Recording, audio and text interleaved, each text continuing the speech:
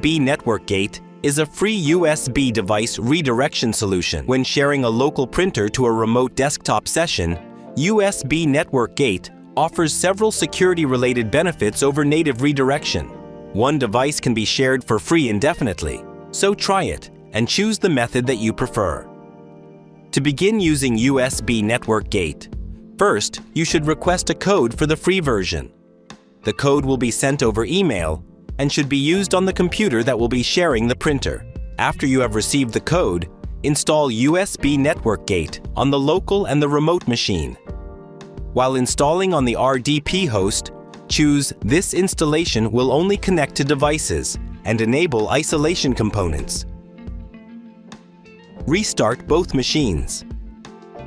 On the local machine, use the code you got in the email to activate the copy of USB Network Gate. After activation, connect to the RDP session. Remember to disable native printer redirection when using USB Network Gate to avoid any conflicts.